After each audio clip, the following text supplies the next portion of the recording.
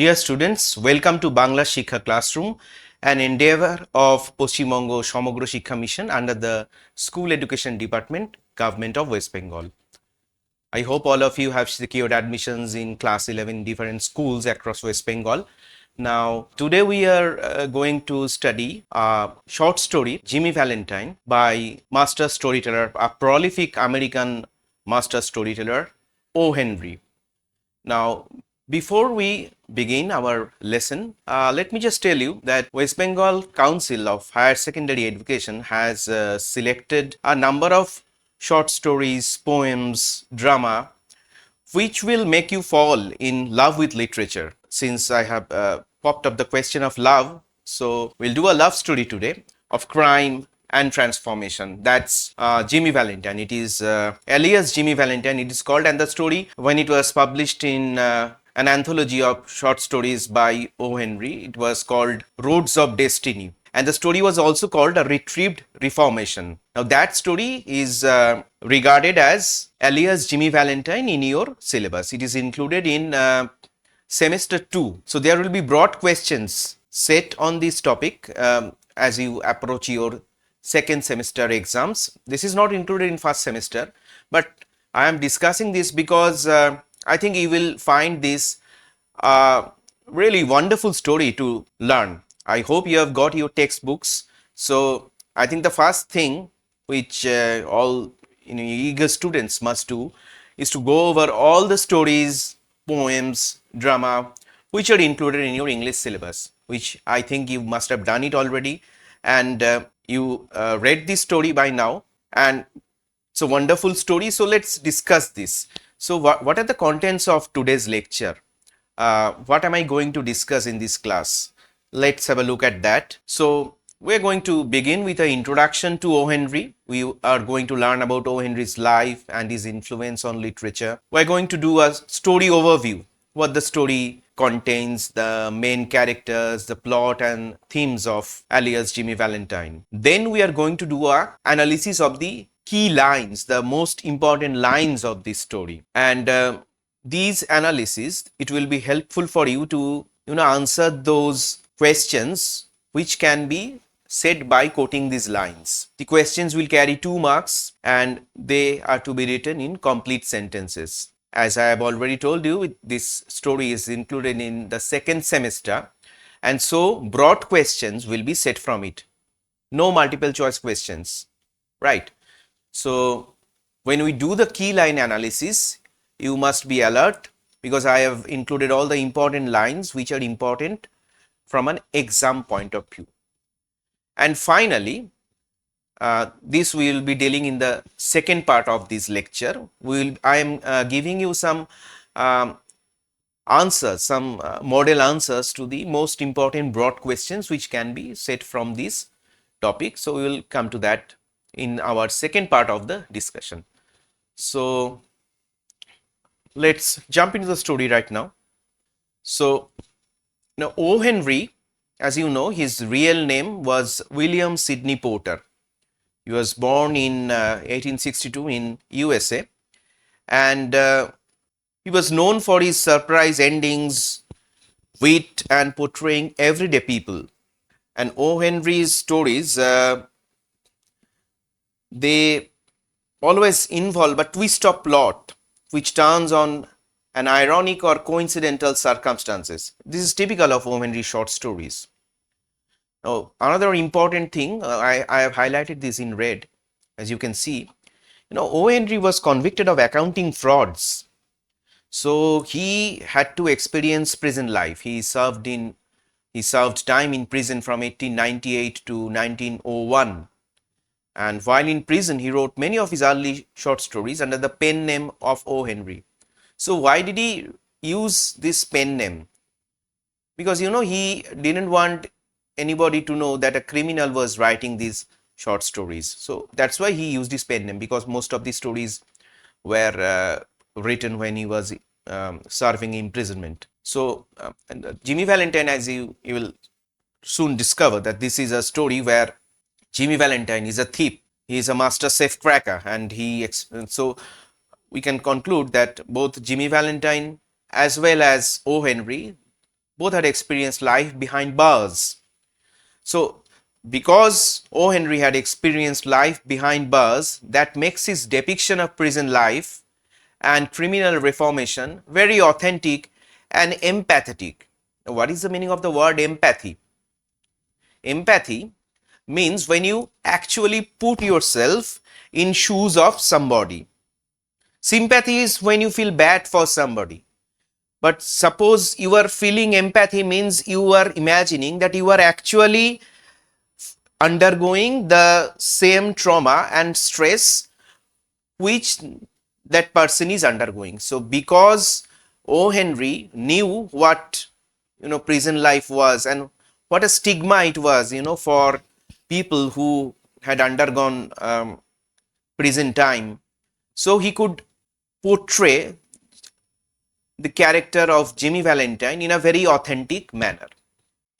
Now, O. Henry's storytelling technique, O. Henry's technique is very distinctive and widely admired. He was a very popular short story writer. His books, they were very popular, and multiple adaptations have been made of his stories.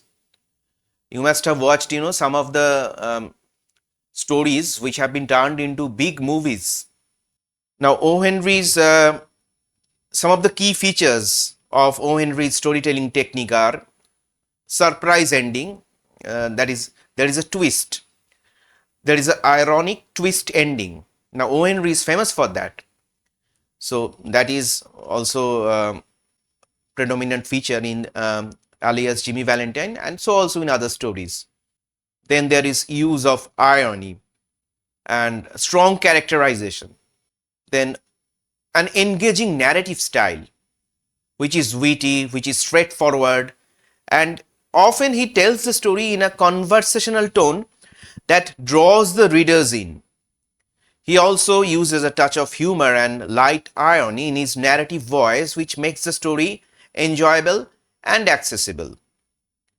And beneath this entertaining plot, O. Henry subtly comments on social issues like crime, punishment, and the possibility of personal reform, encouraging readers to think about the capacity for change in people.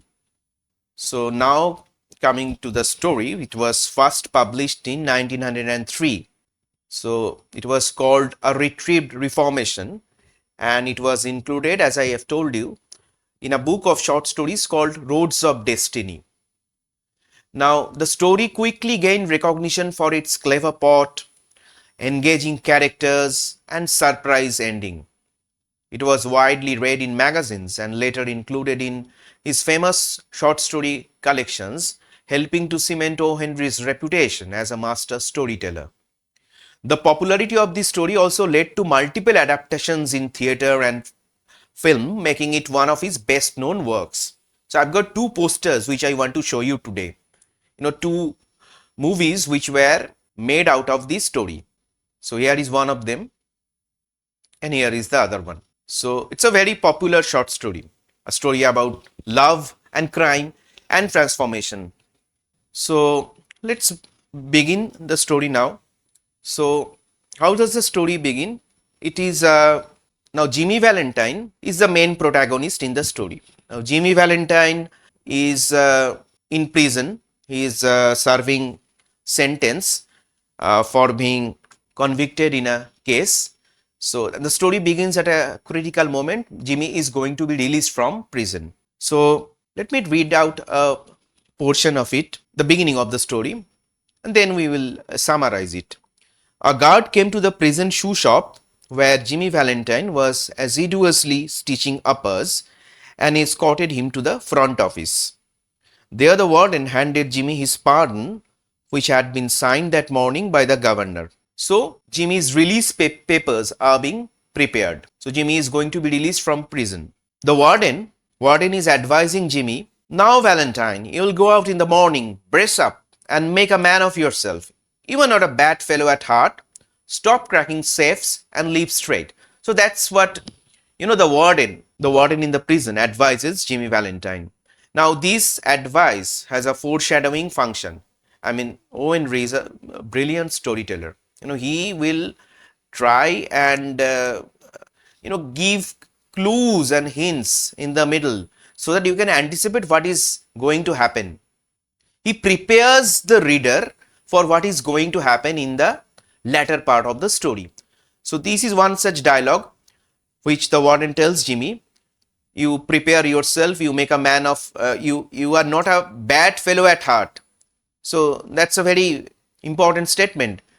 Jimmy is a prisoner, but the warden is certifying that you are not a bad fellow at heart.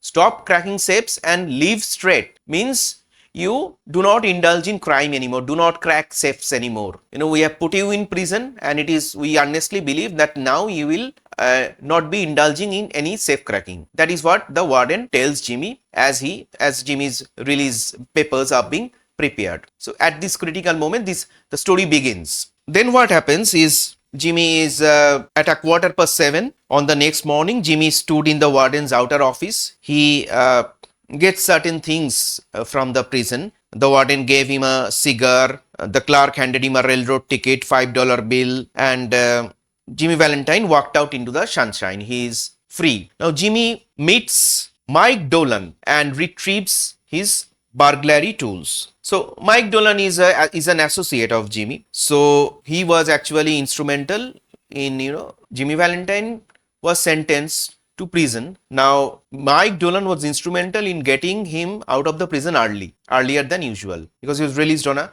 parole. So Jimmy Valentine had a set of safe cracking tools. Now all these safe cracking tools were in the safe custody of Mike Dolan. He had kept them in a secured place. Now what Jimmy is going to do, he is going to retrieve those burglary tools from Mike Dolan. Now Jimmy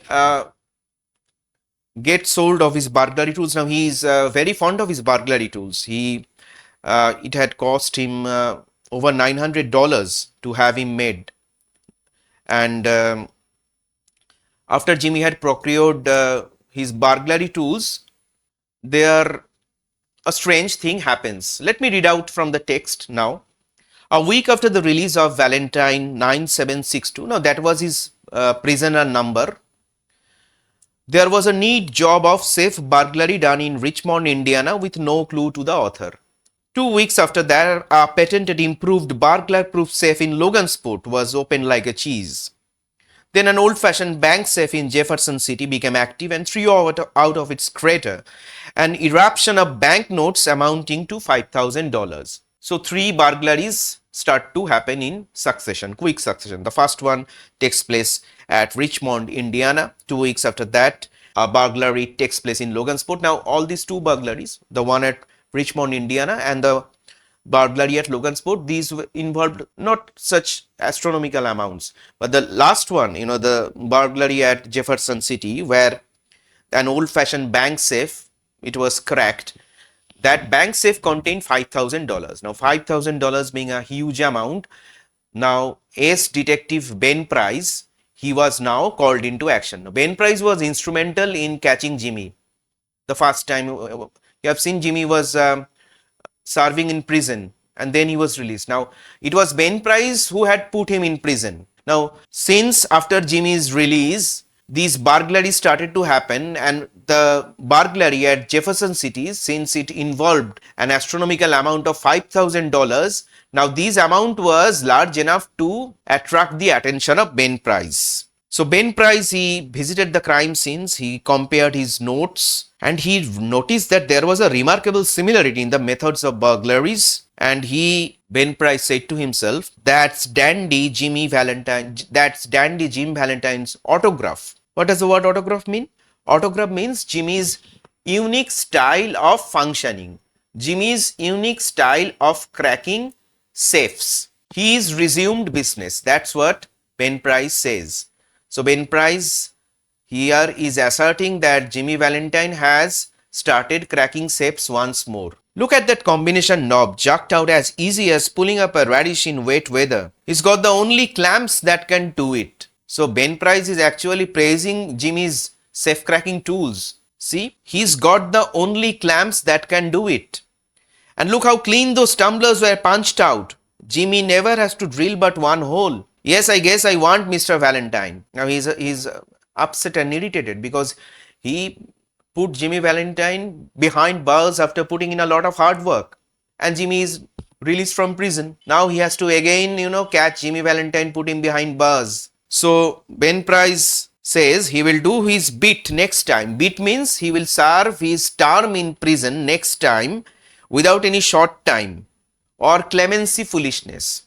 Clemency foolishness means Jimmy Valentine was released prematurely from prison. The governor had signed his pardon. Now that clemency means mercy.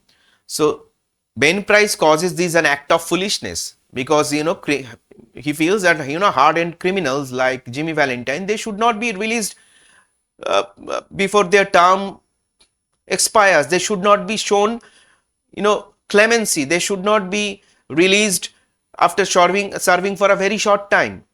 So that's what Ben Price feels. Now I'm going to catch Jimmy Valentine. I'm going to put him behind bars, and I'm going to ensure that he doesn't serve the prison for a shorter duration of time this time. I'm going to put him behind bars for a long, long time. Now Ben Price, he knew Jimmy's habits. He had learned them while working on the case. As I told you, it was Jimmy Valentine was put behind bars by Ben Price. He was an ace detective.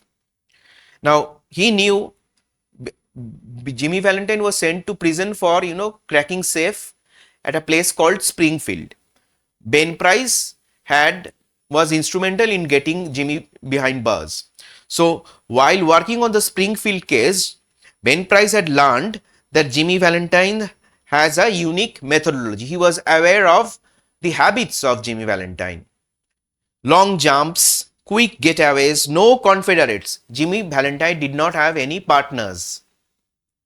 He didn't have a team. He was a one-man army. And he had a taste for good society. So these are the ways that helped Mr. Valentine to become noted as a successful dodger of retribution, because he had no partners. Long jumps, quick getaways. Long jumps means, he did not commit crimes at the same place. So if he commits crime at a place A, then he will choose place B, which will be at a greater distance. There will be a greater distance between place A and B. That is what he means by long jumps. And then he had a taste for good society. Criminals, they will frequent shady places, but Jimmy Valentine was not like that. He had a taste for good society, so he would land up in posh hotels, and he would mix with elite society. So that's why he was very difficult to catch. Now Ben Price had taken up the trail of the elusive cracksman, and because Ben Price was such a celebrated detective himself, now people who had burglar-proof safes, they now felt at ease. Okay, so now what happens? Ben Price had taken up the trail of Jimmy Valentine. Now Jimmy Valentine now arrives in Elmore. Where is Elmore? Elmore is, as I told you, long jump. That is one of the features of Jimmy Valentine. So Jimmy Valentine is now going to town called Elmore, which is in Arkansas. So it's the last crime scene. He is moving away far from that crime scene, and he is planning a second bank robbery at Elmore. Now what happens in Elmore? A young lady crossed the street, passed him at the corner, and entered a door over which was the sign, the Elmore Bank. Jimmy Valentine looked into her eyes, forgot what he was, and became another man. That's a very important line. This is a key part of the story. So Jimmy Valentine, he was planning to rob Elmore Bank. That's why he had come to Elmore. Now there he falls in love with Annabelle Adams. Jimmy Valentine looked into her eyes. I've quoted the line here for you. Jimmy Valentine looked into her eyes, forgot what he was, and became another man. Now this line, it signals a turning point. Jimmy's falling in love is not casual. It foreshadows his deep desire to abandon his past life. So, he forgot what he was. So he forgot that he was Jimmy Valentine. He is going to assume a new identity, and that identity is called Ralph D. Spencer. That's the new name he takes up. and he opens a shoe shop at Elmore. Now what happens? Jimmy Valentine completely abandons his plan of robbing the Elmore Bank, and he spends 1 year in Elmore. He has assumed the name of Ralph D. Spencer because obviously he cannot use his old name Jimmy Valentine, the safe cracker. And he became very successful because his shoe store, there is a peak of the shoe store here at the, which you can see. It's in, so the shoe store, it became a success, and socially he was also a success. He made many friends, and he had this he fell in love with Annabelle Adams, and he accomplished the desire of his heart. He met Annabelle Adams, and he and Annabelle were engaged to be married in 2 weeks. So he accomplished the desire of his heart. Now Jimmy had assumed his name Ralph Spencer. So let us read from the text what O. Henry describes this transformation using an imagery. Let's go through the lines here.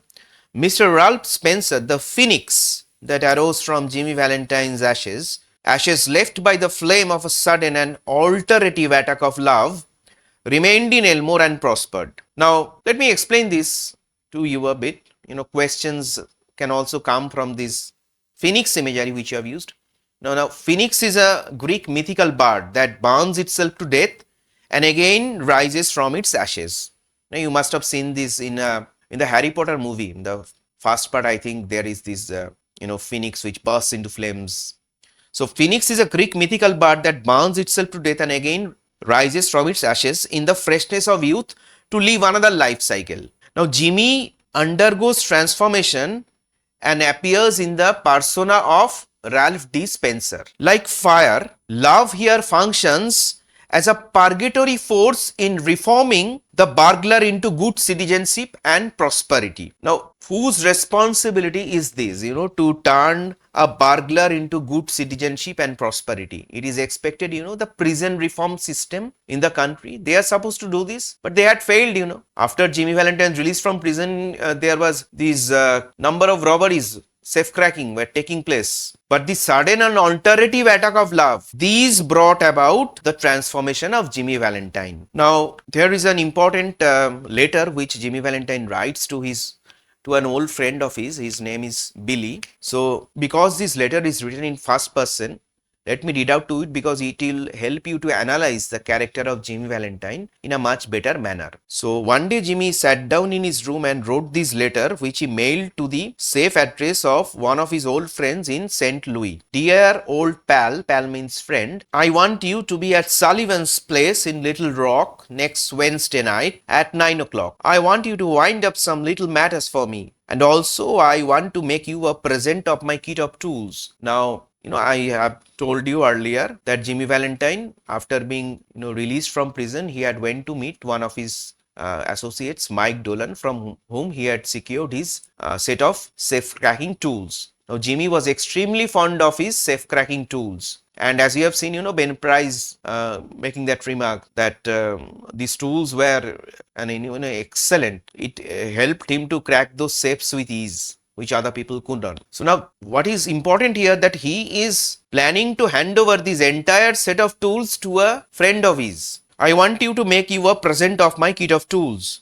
Say, Billy, I have quit the old business a year ago. I am making an honest living and I am going to marry the finest girl on earth 2 weeks from now. It's the only life, Billy, the straight one. I wouldn't touch $1 of another man's money now for $1 million. That's what he writes down in the letter. I have chosen and read out only the important lines from the letter. Now, this letter has a very important foreshadowing function. As I have told you earlier, Jimmy Valentine, O. Henry, he always prepares us for what is going to happen in at a latter part of the story by giving hints and clues. So this letter confirms Jimmy's inner transformation, as it hints that he is preparing to close his old chapter permanently. So here we focus on the new life of Jimmy Valentine. He has become a respected citizen. His shoe store is a flourishing success. He has made many new friends.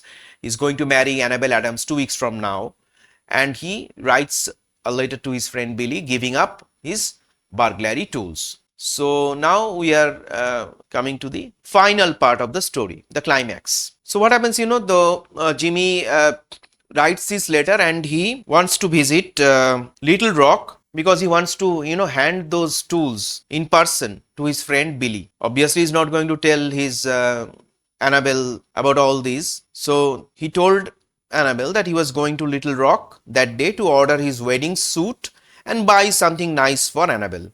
Now, that would be the first time Jimmy Valentine would be leaving town since he came to Elmore. It had been more than a year now since those last professional jobs, those safe cracking jobs. 1 year has passed by and he thought he could safely venture out. He thought that nobody would notice him. Meanwhile, Ben Price, when Jimmy wrote this letter on a Monday night, he was planning to be at Little Rock next Wednesday night. Now, Ben Price jogged into Elmore in a horse and carriage and he lounged about town in his quiet way until he found out what he wanted to know.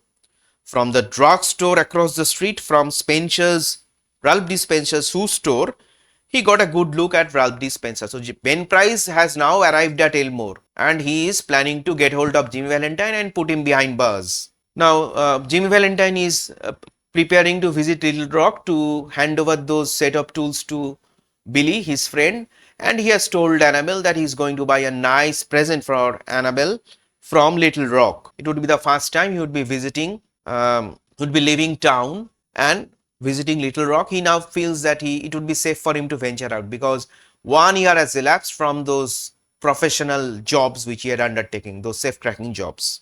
Now, one thing I should mention here, Annabelle Adams was the daughter of the bank manager of Elmore. Now, the Elmore Bank had just put in a new and safe vault. And Annabelle's father, Mr. Adams, was very proud of it because he was he was instrumental in bringing that safe and he insisted on inspection by everyone. The vault was a small one, but it had a new patented door. It fastened with 3 solid steel bolts thrown simultaneously with a single handle and had a time lock. Now, Mr. Adams, he was very excited and he explained all these, how the vault could be opened, how it could be locked to Mr. Spencer, who showed a courteous but not too intelligent interest. The 2 children, May and Agatha, Annabelle's sister, she had 2 children, May and Agatha.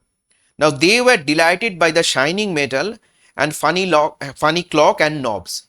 Now, these 2 little girls, they were closely observing as Mr. Adams was explaining the functioning of this safe, the vault to Jimmy Valentine and Ralph D. Spencer and all those who were present there. Look at the pictorial representation which is there in the slide. Now, while they were thus engaged, Ben Price had entered into the bank and he told the teller is somebody who works at the bank, that he didn't want anything and he was just waiting for a man he knew. Now, suddenly, something awkward happens. What is that? There was a scream or two from the women and a commotion. Unperceived by the elders, May, the 9-year-old girl, in a spirit of play, had shut Agatha in the new vault. She had then shot the bolts and turned the knob of the combination as she had seen Mr. Adams do.